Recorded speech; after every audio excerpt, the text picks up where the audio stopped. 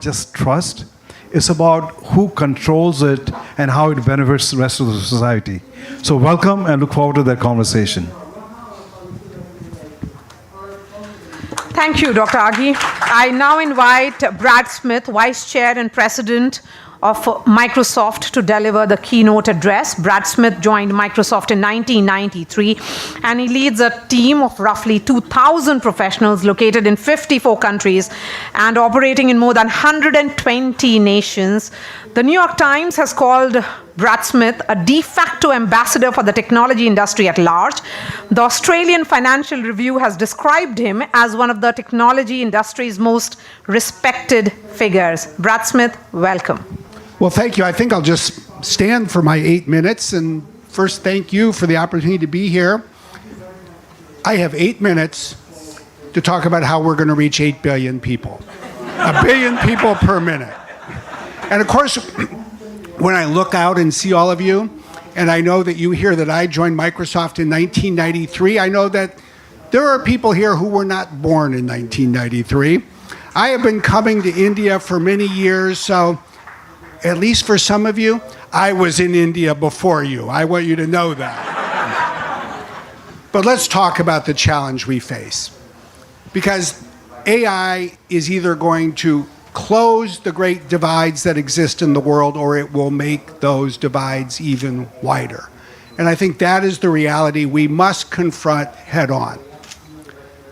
In a sense, the great story of generative AI only began 3 years and 3 months ago when ChatGPT was released.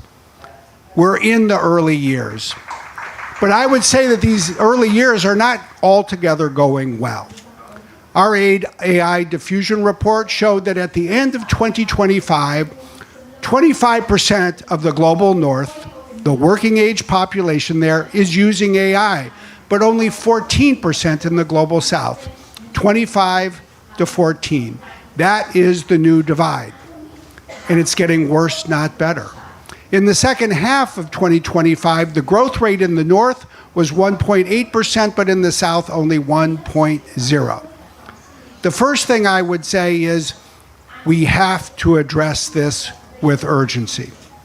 When you look out at the world today, what is the greatest divide that exists on our planet? I would argue it is the economic divide between the global north and the global south. And what we should recognize is that that divide, in my opinion, was fundamentally created by unequal access to technology, specifically electricity. The great general purpose technology that for more than a century drove industrialization and prosperity across the global north before it really took off in the global south. We run the risk of repeating that, and we cannot afford to do so. Now, I will say, on the other hand, if we can do better, and we should, this may be the best opportunity in the 21st century for the global south to catch up and have catch-up economic growth. So how do we build a better future?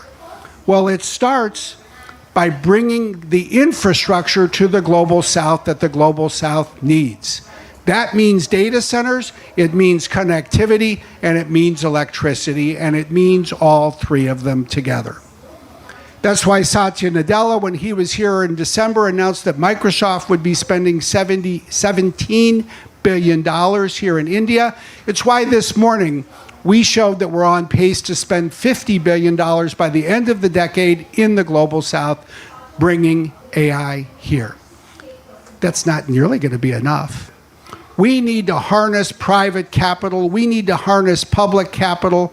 We need to generate demand that will unleash more capital to build the infrastructure that the global south needs. That is job one. But if all we do is job one, then our task will be woefully incomplete. So there's other things we need to work on as well. The most important of which is skilling. History shows that major technologies that transform economies are fundamentally dependent on spreading the skills across the economy needed to put them to use. that happened for computers and computer science. It's what enabled India to build such an important software industry. We need to bring AI skills to the global south, and India is, I think, a focal point for this activity. It's why last year we announced at Microsoft that we would bring AI skills to 20 million people across India. It's why this week, through Microsoft Elevate, we're launching a new program to bring skills to 2 million educators so that they can then bring those skills to their students. So infrastructure and skills get us started, but they don't ensure trust. How do we do that? Well, I would say it's 3 additional things. First, we have to make sure that AI works as well in every language as it does in English, and today it does not. That's why one of the steps that I think you're seeing this week, including a step that we're supporting, is all about providing better support for multilingual model capability. Investing upstream in more data and data sets, investing to improve tools that will work in multiple languages, investing in content provenance so that they reflect the linguistic diversity of the world. Multilingual capability, that's essential. A second thing is to do more and to do better to ensure that AI solves the practical problems and real-world needs across the global south. Ultimately, it is the applications layer that will best stimulate demand for every layer of the stack. And here, too, I think we're seeing important steps this week. Microsoft is joining others, including across Africa and in South Asia, to address food insecurity, to provide better forecasting to prevent famine, to strengthen agricultural productivity. That is just one of the thousands of real-world needs that we can address. And finally, we need to ensure responsible AI. That's why the steps being taken here at this summit this week are important, steps that help continue to nudge the world to better global governance.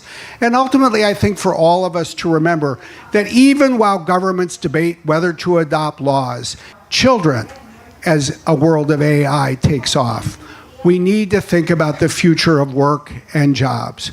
In short, to earn the world's trust, we have a lot of work to do. And the only way to do it is to build on that one word that is part of this organization's name and this event, partnership. We need to work together. Certainly on behalf of Microsoft, we are excited to be part of this effort, to be here with all of you, to take steps this week and close the AI divide. Thank you.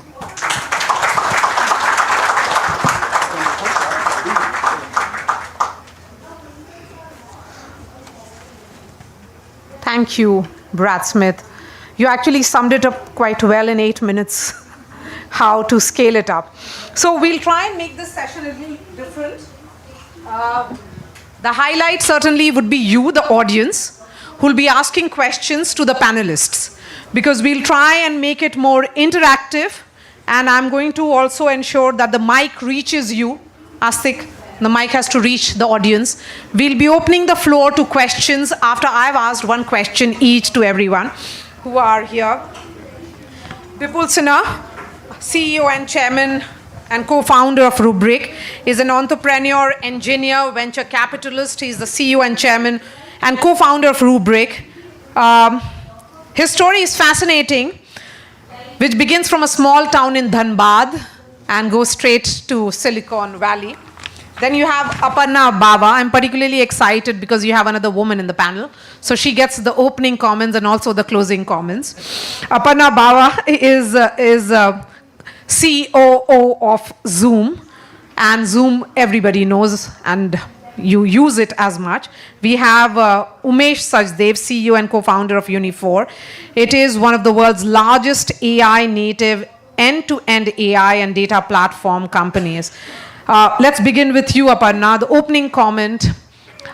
You have more than 8 minutes in all, but you can talk about the scalable AI and the fact, the emphasis that we have been saying about trusting AI so that the digital divide is reduced? Thank you so much for having me. I've been thinking about this question so much. Actually, by the way, I'm also Indian. I'm South Indian. I'm Tamilian. You wouldn't know that from my last name, Bawa. My maiden name is Srinivasan. So I didn't come from a small town, just Bangalore. But, it's nice to be back in India. Every time I come here, I get off the plane and I look like everybody else. It's wonderful. I love it. And I feel so much at home, even though my family will tell me my Hindi and my Tamil sucks. But, I'm working on it. Every day here, I get better. Okay. So, digital divide and how to bridge that gap. Well, at Zoom, something we have been focusing on, and actually when I was looking at the posters with Pradhan Mantri Modi on them and talking about this AI Action Summit, he is telling us that this is an inclusive summit and this is all about economic progress. And you could not have a company that is more aligned to inclusivity and economic progress, such as Zoom. Who are we? We enable my mother-in-law, who is 83, and I tell this story all over the place because she absolutely is a fact-based story. She absolutely uses Zoom all day long. She has the free account. I can't get her to upgrade. We also have Fortune 50 to 1 that uses Zoom. It's the same platform. And how do we do that? We do that because we're easy to use. And when we first started, we had this tagline, "It just works." You know that when you're on vacation in the mountains in India or you're working hard in some corner of the globe, that you can turn on any kind of Wi-Fi, any kind of network, and your video quality and your audio quality will be great. And you add that to AI. So you know us for meetings. You don't know that we're a full collaboration platform, perhaps. Maybe if you're an enterprise, you do. Underpinning that entire platform is a very strong AI backbone that is seamless. And so for us, using the same principles of design, how did it work? So our focus on our product designers is, our CEO and our founder says this, there can be no hidden logic. And what does that mean? That means you as a user should be able to use our product and not have to figure something out with a PhD degree. You should be like my mother-in-law and be able to troubleshoot herself and figure herself out when she gets kicked off of a call or whatever the case may be, or a meeting. You should, that design principle of no hidden logic. And when you translate that to AI, what did ChatGPT do when Brad Smith referenced ChatGPT? What did it do? It uses natural language to actually democratize AI so that anybody could pick it up and use it and get answers from it. And that is going to be the critical thing. How do we as technology players make it so easy to use that the billions and the billions of people who may not be that tech educated, that tech savvy, can pick it up, use it? You have small and medium-sized businesses, solopreneurs, all the way to giant companies like Lenskart and Bajaj and all of those folks that use Zoom today. How do you get them equally to be able to pick up AI, use it instantaneously, and drive productivity from it? And that, to me, is reaching every 8 billion person here in India and telling them that AI has a spot, or you have a spot within this AI infrastructure. And you can also drive economic progress for yourself. And by the way, that increases GDP for the country. So that would be my biggest pitch, is to make things super simple, super easy, and not forget that it has to be a full-scale technology. Yes, so AI cannot be about a handful of tech giants.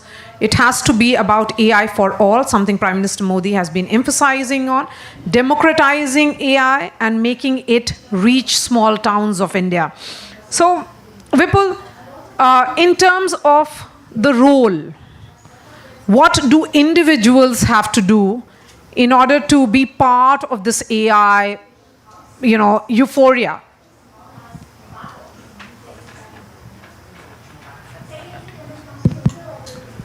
First of all, thank you so much for this opportunity. I always like a standing room only. So good that we have a small room so that everybody is standing. The way I contextualize AI, if you look at the history of economic development, we went from agrarian economy into industrial economy, into knowledge economy, and then now we are entering a new economy, what I call intuition economy. Okay. Because everything that is knowledge and that is in the past, AI will actually operate on it, create workflows, and give you complete solution. So where do we fit in, human beings? We fit in to do intuition work, where we connect new dots that has not been connected yet. And then as soon as you connect new dots, then it becomes codified language and knowledge, and then AI will operate on it. What does it mean for us individuals? What we have to do is we need to understand and learn what AI is capable of. Good news is that a country such as India, and somebody like me who came from a small town where language is a barrier, I studied in Hindi. Now you can speak to computer and program it in your own natural language. You don't need to learn typing, don't need to learn any C or C++ or Java as a language. You can program computer in English or in your own spoken language, and you can operate on it. But the question is that how do you create value as an individual? Now the world's knowledge is at your fingertips. As I often say, a kid growing up in Palo Alto has the same knowledge of the world as somebody growing up in Patna. So when you have a situation where the knowledge is no longer a barrier, how do you as an individual, using your own native language, program computer to envision a new world, to connect new dots? How do you become a solo entrepreneur where you can create products and services that you can deliver to your community, to your city, to your state, to your country? And most importantly, it is an amazingly enablement for everyone. If you are 40 years old and you didn't have a good education, doesn't mean that you can fall behind, because now you can program computer in your own language, understand how it responds, and create value out of it. And value creation is many, many things. If you look at India with 1.4 billion population, educational services is not consistent and uniform in every part of India. Healthcare is not consistent or uniform. Think about information, agriculture.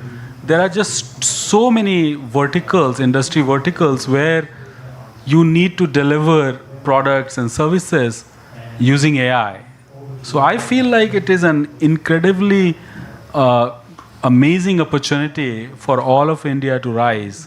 The question is, do you have access to the factories of intelligence, which is the new data center?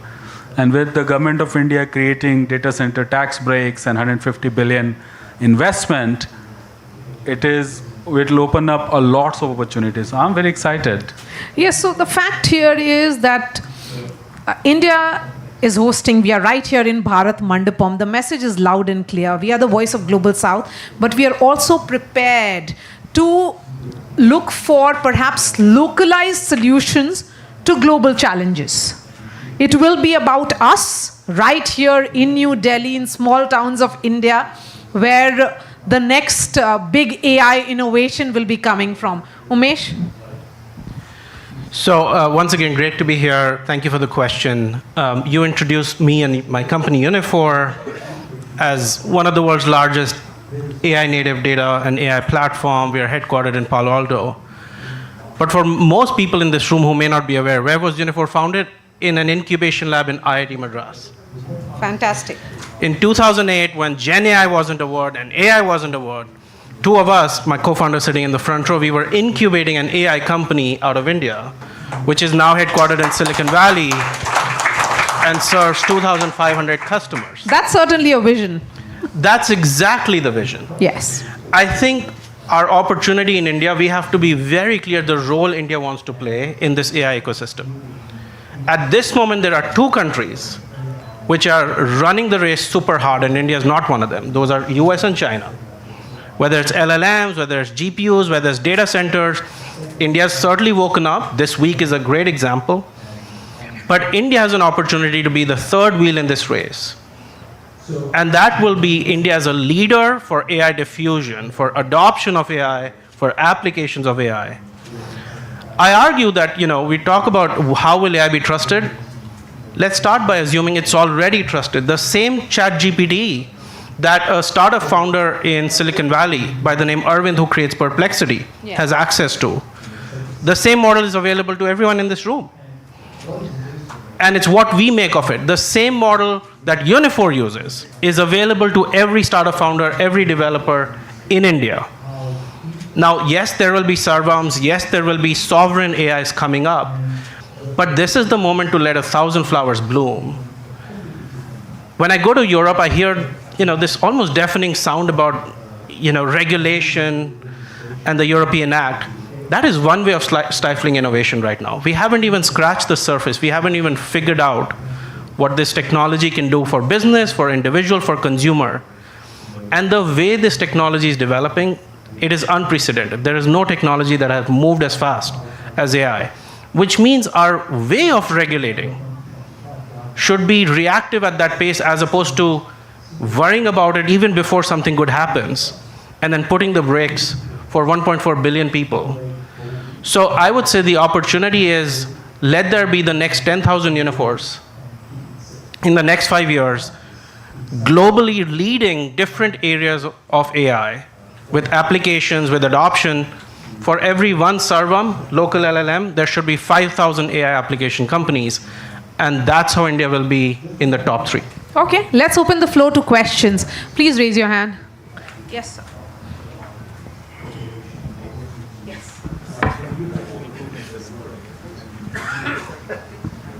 Hello. Good afternoon, all. This is Vijay from CUTS International. It's a global public policy research advocacy organization. Is it not true that big tech companies from all across the world are trying to find out return on investment for their large language models, LLMs? And this scale, which Brad was also talking about, it can be found in all global South and emerging countries.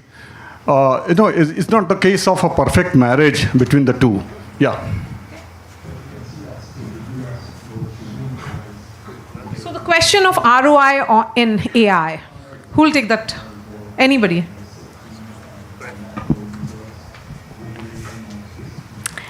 It is definitely something I would say that, and Bipul will probably agree with this, that your boards are asking all of us. We're not super huge. We're not a hyperscaler by any stretch of the imagination, but our board is asking this of us. And I know that the shareholders are going to eventually want to get paid for all this CapEx investment that is happening. So it's definitely a very fair question. I would say it's still in the nascent stage. When you have a burgeoning technology and you want to have people adopt, you definitely have to start thinking about ROI, building your models, but you also don't want to discourage uplift.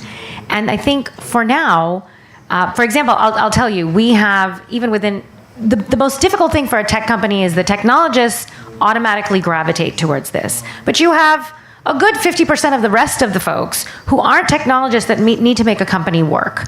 And by the way, they're also responsible for things like trust and safety, privacy, security. They're careful. They're just careful people. They don't necessarily want to turn on the AI and make it work. But you have to have a forward-leaning edge. You know that it's going to change your life, your company's world, even in some of these sectors where, sovereignty or protection of information is so important. And so it's very, very important that you have a forward-leaning edge. And I think we're still in that stage right now. There is a cognizance that right now, maybe it is difficult to prove the ROI, but in this sort of early stage, if you hang back, you might just be left behind. Okay. And I think that's something that is reflected in the rationale from boards and shareholders all across the world. Dr. Aghi, do you want to weigh in on this? I think you have to look at the strategy is more about land grab. Basically, the more you put in and grab more land, the better chances you have that you won't get much competition coming through. In my opening comment, I use the word feudalism. What we are seeing is few companies will control both from the hardware perspective, both from a data center perspective, and an LLM perspective. And I think that's where the money is pouring in. You're building the walls so others can't come in. And I think that's where what Umesh and basically Bipul said, that The chance India has focus on is in the app side. Let's not miss that boat itself. We can't compete on the LLMs. We can't compete on the basically hardware side, but we have an opportunity, and that's where I think skilling is going to be very critical for the country to compete from that perspective. I'm going to take 5 questions in all. So please, all of you, raise your hands. Sir, please pass on the mic. While you're waiting, though, but Mukesh, if for some reason someone could figure out how to make it much cheaper, that would be technology anybody would want. So all of you folks who are developers or thinking about how to do this better, that's the challenge. Yeah, good afternoon to everybody. Excellent presentation made by all of them. Question I need to ask Dr. Mukesh Ji, because he is the senior most man and most experienced on the board, that the AI race on the top already is on. As Umesh Ji very rightly alluded to, that first 2 seats have already been reserved, US and China. India has already taken a leap of faith. This AI summit is, I think, testimony to that. Do you think, realistically speaking, beyond the leap of faith, does India deserve to be there, and will India reach there? And if you see India reaching there, how far are we there? Thank you. Well, it's too early to put the white flag and say we're defeated. I think that'll be the wrong approach in the whole process. I think we have to work from the position of strength, and the strength comes from I would say the intellectual labor force the country has. When you look at, I was looking at data, by 2030, almost 20% of the world's digital workers will be out of India. And if we start focusing on the app side, apps which are basically innovating quick drug research, innovating in every aspect, I think that's where the solution and the lead will come in. Hardware will become the plumbing part, LMs will become the plumbing part, the solutions will come from the app side. And I think that's where India has the opportunity. So I would not say India has lost the race. India has an opportunity to take the lead on the app side. Okay, we'll combine the questions now. Please go ahead. One more. Yeah. So last year I visited USA first time because of ASU plus GSP Summit. I got opportunity to meet Jennifer Doudna, who won 2020 Gene Editing Nobel Prize. The surprising thing is that in that one building, 18 Nobel laureates are seated. Okay. If we talk about history of USA, Europe, whatever the country, the base is science and a deep tech. So sir is telling that already we have accepted that we are on a 3rd position or whatever the way. So upcoming 5, 10, 20, 50, 100 year, but we have to do something in a science regarding mindset, regarding education. What is the change required for India? You all are aware about that particular ecosystem. So pass on the mic to this girl as well. She can ask the second question. We'll take the 2 together. Go ahead. Yeah. So this is Sejal from AWE Funds. What I want to ask is about the safety. As you say that safety and privacy should be taken as second concern, but recently Claude safety officer resigned, saying world is in peril because of AI. So what are your comments and what are the precautions we should take to have a safety and privacy issues solved and not let the AI take over the world? Okay. So yes. So Umesh, please, if you can respond. So let me take the first question, and then maybe for safety I can pass it on to Bipul from a security standpoint. I think there's a lot of talk this week about India being the AI application, AI adoption leader. There is a second area where India is already leading in AI, and I think we must not ignore it. There was a comment made of one single building with X number of Nobel laureates. If you think about all the leaders of those big tech companies or any number of AI companies, in the C-suite, the single most concentrated nationality is Indian Americans or Indian origin people. So India is and will be the biggest talent exporter for AI for the whole world. If we believe this technology will dominate for the next 2 to 3 decades, most of the talent needed, a large percentage of it will come from India, all right? Now, how do we take it to the masses? Jensen Huang of NVIDIA has said this, and many others have said this, that you shouldn't worry about your job being taken by AI. you should really worry about your job being taken by somebody who uses AI better than you. And I think that message, starting with this week, if that message starts to go to our tier 2, tier 3 towns, to every school, every student, that talent leadership that India has the opportunity, that will put us in the front. And I will, say one more thing. There was a comment made on ROI. There was a comment made on, not equal partnership between big tech and India. With all due respect, there's a reason Brad Smith is here this week. US big tech invested 150 billion last year. They need to generate at least 600 billion of revenue to make that capex investment worth it. All of those big tech know that unless this 1.4 billion population starts to adopt AI and use AI, their investment won't be met. And so we have power, we have leverage, let's not forget that. Yes, so perhaps US and China may have taken the lead, but how long will they be on position 1 and 2? That is the question here. Please go ahead.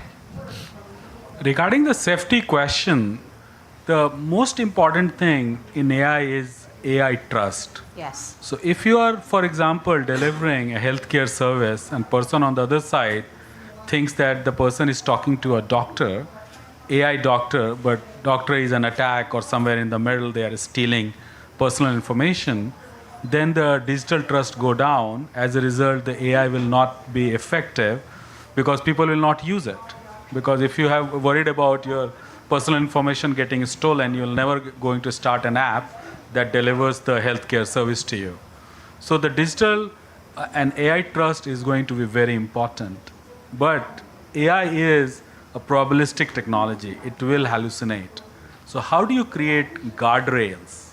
And this is what Rubrik focuses on.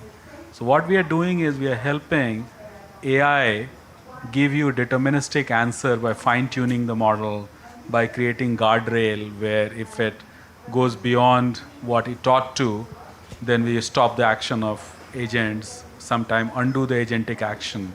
Essentially making sure that you have trust in your AI system, and AI system is also delivering you information that is useful to you, even if it is trusted. Okay. So, yes, please go ahead. Greetings, everyone. We are combining, sir. So my question why don't you is, be seated here, please? Yeah, my question is basically that data is the currency for AI. All the LLMs require data.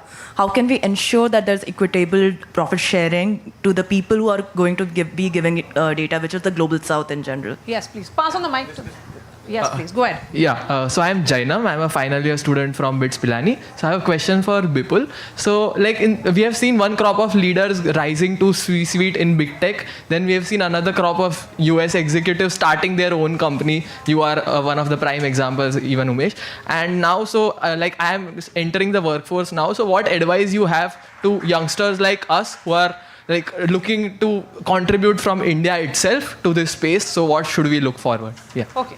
So Bipul and Aparna, both of you can take the two questions. So as a young individual who is graduating out of college, you have to first think about how do I create something as opposed to work somewhere. And creating something is all about starting a business, and it doesn't have to be a global tech business. Because if you look at 1.4 billion people in India, government job is not going to solve the problem, or joining some other MNC is not going to solve the problem. You got to create jobs, and you be the job creator. You be the dreamer who goes out there, starts companies, whether it's tech companies, non-tech companies, using AI, delivering agricultural services, doing something for your community, because you got to be a job creator. Umesh is a prime example. He has started now his global company from IT Madras Incubator. The dream of 2008 is now manifesting it as billions of dollars value company now in Silicon Valley. So you got to start somewhere. You got to dream big, and you need to take a risk, not dependent on joining an MNC. So perhaps in 2015, I was reading that there was someone who believed in OpenAI much before we had heard about it. So someone having invested in OpenAI in 2015, you can imagine the dividends they would be earning now. Aparna, the question to the Yes, I think the question was about data. Yes. And sort of giving credit to the contributors of data who helped to train these That is- models. That was the question. The global south. Yes. The data is coming from the global Well, south. I will tell you this. We have a different take on this because we have made a pledge to our customer base, including all of our users, that we are not going to use your data to train our models for our own benefit anyway. We don't train our models, period, with our customer data. And I think because of the realization for us that you all are having conversations, you're executing your workflows, you're getting things done on Zoom, and we are that trusted partner for you. So we have made, I would say we are very different than big tech in this way. We have made that, drawn that line in the sand that we are not going to do this. And so, for example, nobody has had to tell us to do this. No regulator has had to tell us to do this, but we think it's the right thing to do. And I disagree a little bit with Brad Smith in the statement of sometimes, yes, you know what's wrong and right in the real world, but you somehow ignore it in the digital world. And this is going to be a place where you are going to have some sort of combination of self-discipline and regulation. Because in all honesty, I'm not sure that it's going to work simply, but I think India, with a framework that has been announced, has gotten it correct. If you hear the Prime Minister talk about this, it's innovation light, or regulation light, and really focusing on innovation and coming up with a framework that makes sense. And I think that is definitely something to be very positive about. Okay, thank you. Great. And Maria? I'm going to take the questions, but let's welcome S. Krishnan, who is the Secretary of MeitY. He is the one who has planned this entire event, so he will know much about regulation, innovation, and the roadmap that India is setting for itself. Before he gives the concluding remarks, I'm going to take two more questions. Maria, can I ask a question? Yes, please, one quickly. Thank you for great points made by Mukesh and Aparna. So in India, now we have a land of creators. Not everyone's going to the top institutions. We still have unicorns being created. But when it comes to AI, it's more about belief. As Maria mentioned, 2015, someone saw the spark in OpenAI, and it's only because of the dry powder, OpenAI is where it is today. Unfortunately, in India, we lack that dry powder. We have innovative startups, we lack funding. Now, with institutions like the US-India Strategic Partnership Forum, Mukesh, how do you see bridging this gap? We've got a new fantastic ambassador who has come in, and there is tremendous talent which is available. How do you bridge the gap on Dr. creating Aghi, innovation? I'm going to club one more question. That's going to be Thank the you. last one. Please hand over the mic to him. Yeah. So first of all, thank you for your talk. The first thing I would like to ask Sir's thought about what he said that we are not in LLM race. So what does he think about what Savam is doing and what other like Bharat GPT etc. are doing? Okay. One more thing I would like to ask how those of us who are based outside India or study outside India, how can we contribute to whatever bridging the gap between what Indian tech ecosystem is or European tech ecosystem is? How can we act as a bridge for this? Okay. Thank you. How do we ensure that fragmented initiatives compete with each other, avoid it, and we can collaborate? They can collaborate and enhance their strength. Okay, so we have had a wide range of questions and also across generations. So that's the beauty of this audience, Dr. Aghi, who's asking questions, and they are also would be born in perhaps 2000 or 2002, 2004. So this generation, please go ahead. Well, you look at almost, I would say, 30 years ago or 25 years ago, when you had the IITs and IIM graduates, 80% took jobs with MNCs, and they migrated. And if you look at today's batch graduating, I would say 80% are moving into doing startups or some kind of initiative. So there's a cultural shift which has taken place in the country. Risk-taking is accepted. Failure is not shameful anymore. It's okay to fail. And I think more important is to answer your question on the funding part. We are seeing a lot of investment coming in from the US companies. In fact, I was looking at the data, almost 90% of the funding at the moment is moving from the US institutions itself. And I think we need to leverage that more and more. Capital is much more easily available than in India. I mean, we look at the interest cost and everything. So I think we have to put a special initiative And we'll work with the startup community. We do have a startup program where Umesh and Bipul were leading that, where we were helping Indian startup companies to come to the US, both from financing, legal, and market access perspective. So we're going to expand on that and see how we can support more and more startups. Okay, so if you can pass on the mic, so I'll give 30 seconds to all the panelists, and the last word will be to the women. So Vipul and Umesh, you can go first. Please go ahead. So last thing I'll say is, every inflection creates tremendous new opportunity because there is always some confusion in the marketplace. People are not thinking far ahead. They are just looking at the chaos of the creation. And this is the time to take leapfrog. That's the moment for India at this time, that how do you leverage this new technology to create unique products and services and be the job creator, not just the job taker in AI. Okay. So I'll expand that thread from Bipul on jobs. There's obviously a lot of talk these days about will AI take away jobs and Indian IT services, and people saying the death of BPO in 5 years, etc. At Uniphore, we serve customers, thousands of customers globally, and here's what we get to see. From where we sit, AI is going to lead us to an age of abundance. The earnings of publicly traded companies are about to sharply rise, and GDPs of countries that adopt AI at scale are likely to sharply rise. Don't be surprised if you see a 6 print in front of the US GDP closely, and US is a very large economy. India's path to cross 10% growth GDP will be because of AI, and that path of abundance will actually create more jobs, not less. And all of us in this room have an opportunity to benefit and profit from that age of abundance. We just have to take the plunge, learn AI, apply AI, and like Bipul said, take risk and become job creators. Okay, 30 seconds. Quickly, Aparna. When I think of India, I think of a country with so many people that are willing to embrace new technology and willing to embrace new things. If you think about it, you just have to look at history. You think about it, we skipped over, in villages in India, we have skipped over the tablet and the computer and gone straight to the iPhone.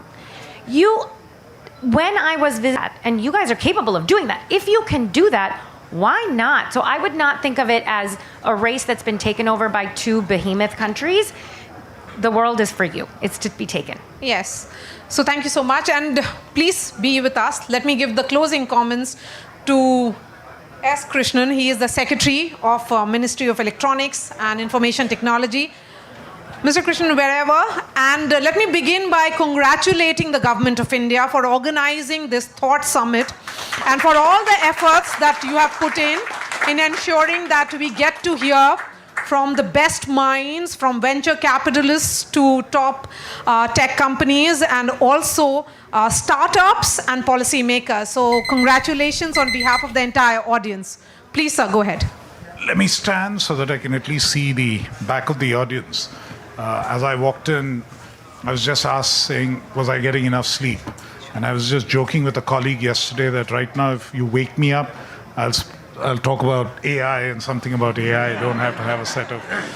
But, come 21st, I'm going to take a sort of a break and say no AI at least for a month or 2. But on a more serious note, I think thank you first for all of you for coming out here for the AI Summit.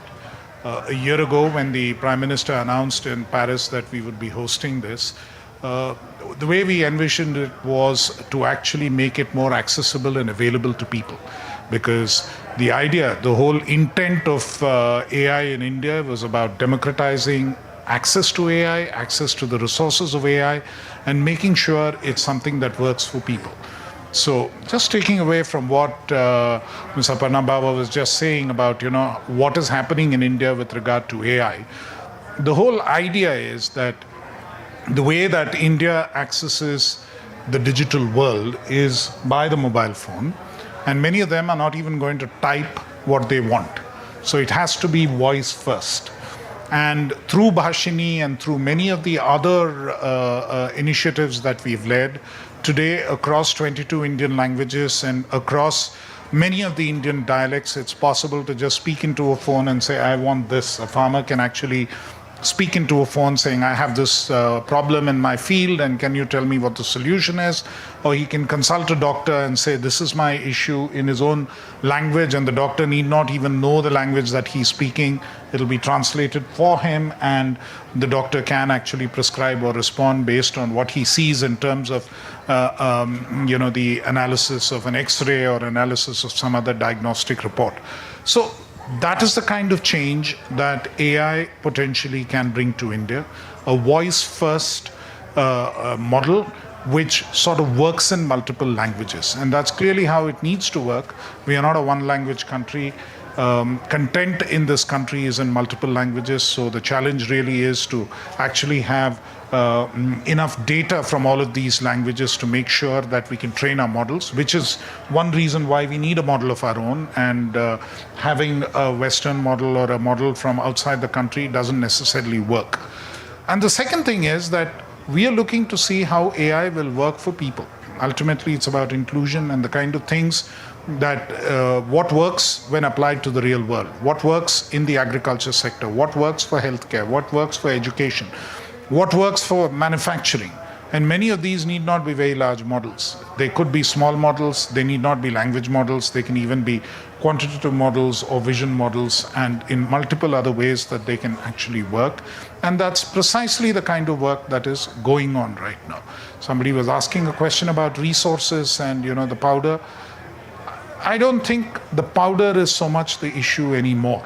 I think it is what we have attempted to do is democratize access to the resources or the infrastructure you need for AI, which is basically compute, models, and data.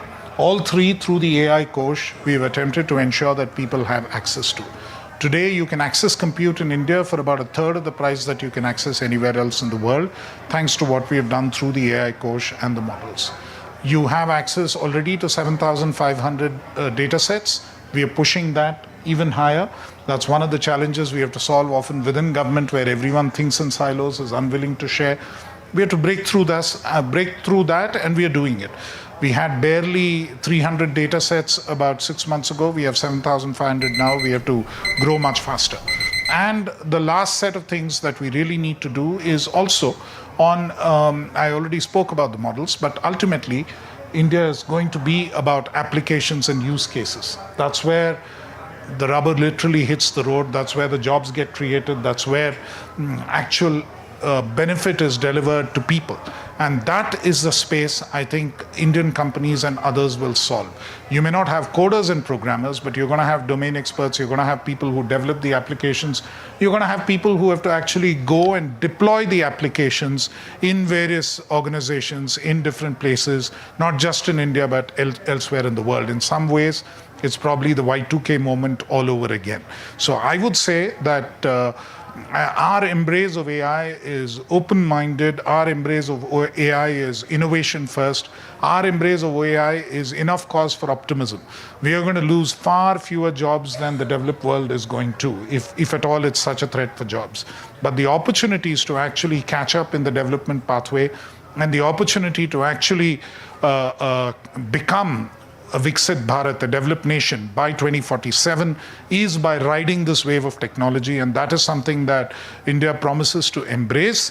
And that's the reason all of you have come out here. That is the kind of energy we have tried to unleash through the event that has been organized. Previous summits have all been rooms where CEOs and national leaders and probably a few experts have spoken. These are rooms where we have invited everybody in. I'm really gratified to see that most of this audience is probably half my age, which is what we want, and which is exactly where we want it to be. And not just here, but across in all the halls, this is the kind of energy we wanted to display. Previous summits probably had 20 or 30 stalls which kind of showed what was being done. We have 900 plus. We have nearly 1,000 startups showing you what they have attempted to do. This is energy for you. This is the people who are going to take over. This is engagement for you. These are the people who are going to make AI happen, not just for India, but for the world. Thank you all coming out here to see what we are up to and see what we are doing here. And thank you for your very eager participation.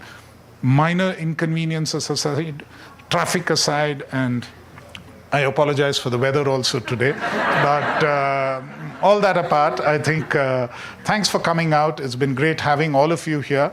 And hopefully we have extended the expo by one more day. And those of you who haven't seen it, do take the chance to see it. Thank you again. We certainly don't hold you responsible for the bad weather. Okay, so let's have a photo opportunity again. And thank you for being a great audience.